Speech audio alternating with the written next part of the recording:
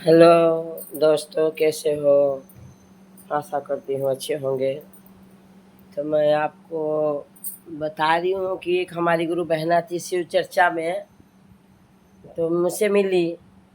तो मैं बोली क्या हाल चाल है? तो बोले ठीक है, जब से मैं शिव चर्चा में हूँ मैं दुखी हूँ। मैं बोली क्या हो गया?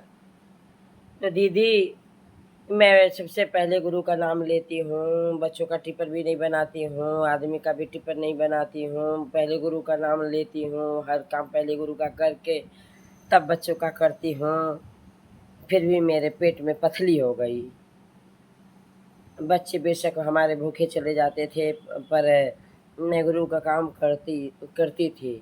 मैं बोली गलती तो तू यही करी है। शिव गुरु तो नहीं कहते हैं कि तू अपने बच्चे को भूखे भेज दे स्कूल। शिव गुरु तो नहीं कहते कि अपने आदमी को बिना टिफ़िन बनाए तो उनका नाम ले। अरे सब, जब खुद ही दुखी, जब तू ही दुखी कर रखी थी भगवान को और खुद दुखी थे तेरे ये काम से। अरे पहले अपने बच्चों का कर ले, अपने पति का कर ले, उन लोगों का टिफ़िन बना के दे, बच्चों का टिफ़िन बना के दे। हमारे गुरु तो नहीं कहते हैं कि तू अपना सारा काम छोड़ के हर मेरे में ही लग जा। अब पथरी कौन सी बड़ी बात होती है? यदि पकड़ के तू कुछ नहीं पाई तो छोड़ के भी क्या पाएगी? शिव गुरु को छोड़ के क्या पाई है? पा रही है कुछ? ठीक हो गया तेरा पथरी? बोली नहीं। तो मैंने ऐसे तो नहीं होता है कि शिव गुरु ही तेरा पथरी बना दिए। पथरी तो आम बात हो गई है, सबकी पथरी हो रही है।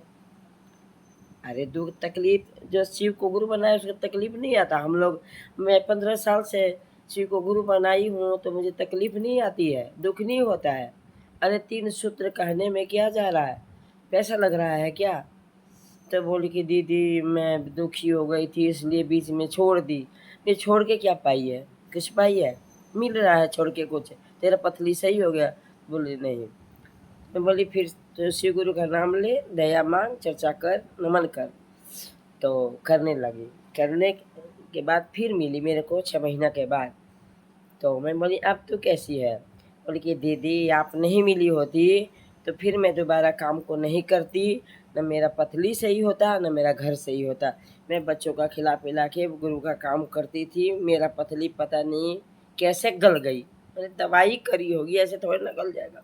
दवाई करी, गल गई भगवान के दया से।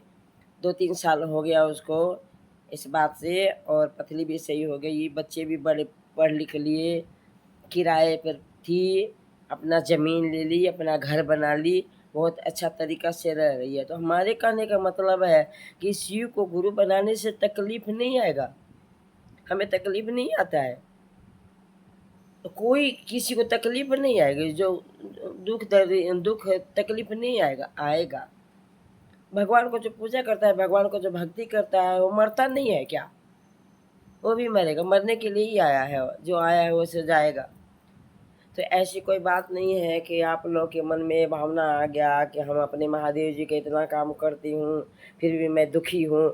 ऐसी कोई बात नहीं है, भगवान के काम करने से दुखी नहीं होते हैं लोग। हो सकता है कि परीक्षा लेते हैं भगवान, तो पढ़ने वाले की परीक्षा होती है, पेपर तो वही देता है ना जो पढ़ता है। जो पढ़ता ही नहीं है तो उसका पेपर कहाँ से होगा, परीक्षा कहाँ से लिया जाएगा?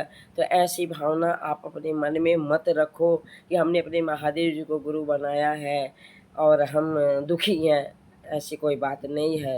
हमारे महादेव जी दुख नहीं देंगे किसी को, हमारे शिव गुरु दुख नहीं देंगे किसी को। बस आपको 3 सूत्र करना है। पहले में दया मांगना है, हे शिव आप मेरे गुरु हो, हम आपके शिष्य हैं, मुझ पे दया करो। दूसरे में चर्चा करना है, एक दूसरे को बताना है कि हमने अपने महादेव जी को गुरु बनाया है, आप भी बना लो। तीसरे में नमः शिवाय से गुरु को प्रणाम करना है। अरे 3 सूत्र हम लोग को बैठे-बैठे घर में मिल गया। ये सूत्र ऐसा है कि बच्चे-बच्चे कर सकते हैं। ना उर्दू में है, ना संस्कृत में है, ना ही इंग्लिश में है, ना ही मराठी है। अरे अपना जो-जो भाषा है, उसी भाषा में गुरु को प्रणाम करना है। जो हिंदी बोल रहे हो तो हे शिव आप मेरे गुरु हो, मैं आपकी शिष्य हूँ, मुझ पे दया करो। और प्रणाम करना है आपके चरणों में, शिव गुरु के चरणों में प्रणाम।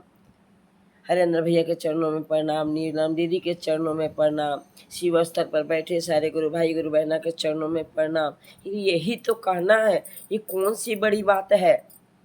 बड़ी बात नहीं है। अब इतने कहने से हमें फायदा हो रहा है तो इसमें क्या दिक्कत है? ठीक है, हम इतना कर रहे हैं, भक्ति कर रहे हैं, चाहे शिव गुरु को मान रहे हैं, तो हम बीमार नहीं होते, बुखार नहीं आता, पथरी नहीं होती, परेशानी नहीं होती। कितने औरतों का दिक्कत आजकल बच्चेदानी में हो रही है।